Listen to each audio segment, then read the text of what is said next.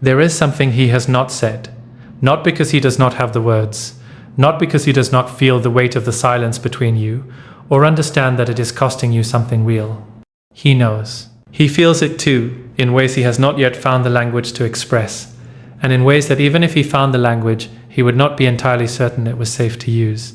The silence is not indifference. That is the first thing you need to understand. The silence that a divine masculine carries when he goes quiet in the way he has gone quiet with you is one of the most misread things in any connection of real depth.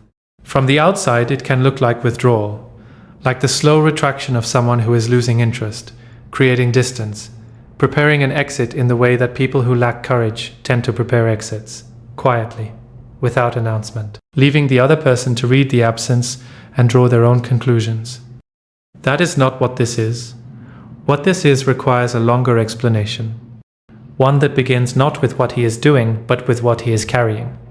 Because the divine masculine who goes quiet in this particular way, the one whose silence has a quality of weight to it that ordinary distance does not carry, is not withdrawing from you.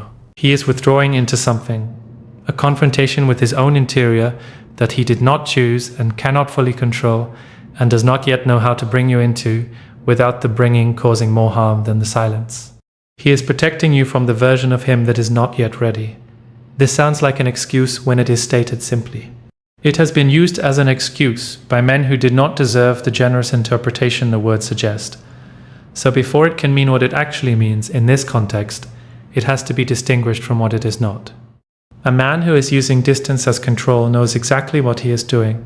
The silence is strategic, calibrated to produce a specific effect in you, to keep you uncertain enough to remain invested.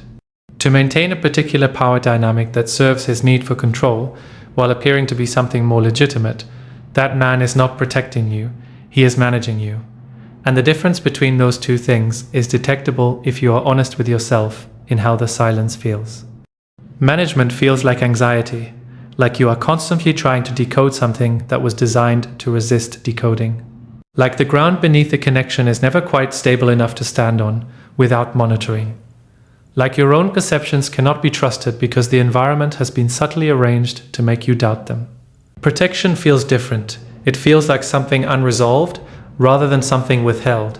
Like standing outside a room where something real is happening rather than standing outside a room that is deliberately locked. The distinction is subtle. But the empath who has done her own interior work knows the difference in her body before her mind has finished forming the thought. The divine masculine who is quiet to protect you is quiet, because he is in the middle of something he did not anticipate. He encountered you and something shifted, not in the way that casual attraction shifts things, deeper than that. In the way that genuine recognition shifts things, the kind that bypasses the ordinary psychological machinery entirely and lands somewhere below the level of decision or strategy or the careful management of what he allows himself to feel. He was not prepared for that. The masculine psyche, particularly one that has been through enough to have developed real walls, does not open easily or comfortably to that kind of impact. It does not simply receive the recognition and respond to it with the openness it deserves. It responds first with alarm, with the deep and largely unconscious mobilization of every protective structure it has spent years constructing. Because something that lands that deeply is something that could also wound that deeply. And the masculine psyche, however evolved, however far along the journey toward genuine wholeness, remembers its wounds with a specificity that the rational mind does not always have access to. He went quiet when the feeling became real enough to be threatening. Not threatening because of anything you did. Threatening because of what genuine connection requires of him. Because the depth of what he felt when he was with you illuminated, by contrast, every place in him that is not yet whole. Every unresolved wound, every unaddressed fear, every way in which the man he has been is not yet the man capable of holding what the connection between you is asking him to hold. He saw that gap clearly. Maybe more clearly than he had ever seen it before. And the impulse, the deeply conditioned masculine impulse, was to close the gap before presenting himself. To fix what is broken before allowing it to be witnessed. To become worthy of you in private, rather than risk being seen as unworthy in proximity. This is where the protection lives. He is not hiding from you. He is working on something he believes he owes you. The version of him that can stand in the full weight of what this connection is without flinching. without retreating into management or control, or the comfortable substitutes for genuine vulnerability that have served him in lesser connections, but that he already knows will not survive contact with the depth of what exists between you. He is trying to become ready. The problem is that readiness of this kind is not a destination. It is not a threshold he will cross one morning and emerge from the other side finally equipped to show up fully. The interior work the masculine has to do to reach genuine vulnerability, genuine presence, genuine willingness to be known without the protection of competence or control, or the carefully maintained image of a man who has his interior life organized, that work does not complete itself in isolation.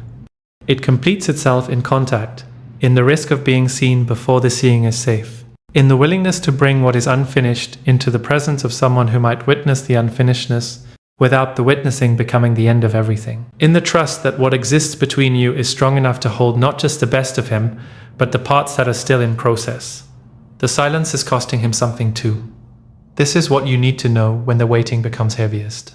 He is not comfortable in it. He is not relieved by the distance the way a man who was simply avoiding would be relieved. The silence feels to him the way it feels to stand at the edge of something significant, without knowing whether the ground on the other side will hold. There is a tension in it that does not release, a pull in the direction of you that the distance does not dissolve. An awareness that something important is happening in the space between you, whether or not either of you is actively tending to it. He thinks about the conversation he has not had with you, practices it sometimes in the private hours, assembles the words and then takes them apart again because they do not yet say what he actually means. What he actually means lives below the level that language easily reaches.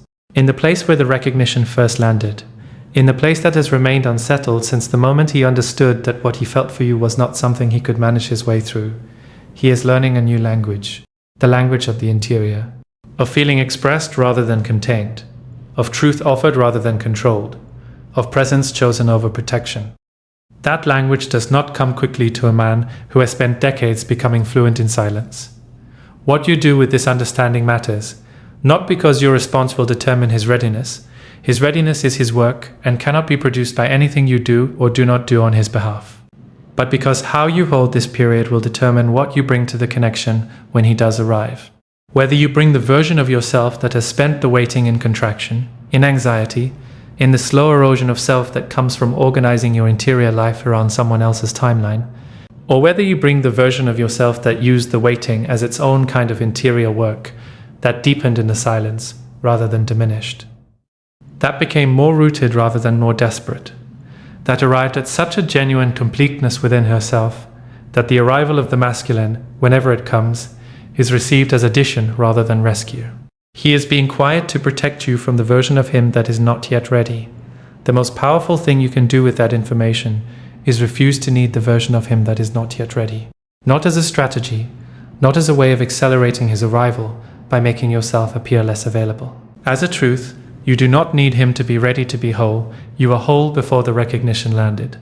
You are whole inside the silence. You will be whole when the silence finally breaks. And when it does, when he has done enough of the work to bring himself across the threshold, what will meet him on the other side is not a woman who survived the waiting. A woman who used it. There is nothing more disarming to the divine masculine than that, and nothing more deserving of everything he has been quietly becoming.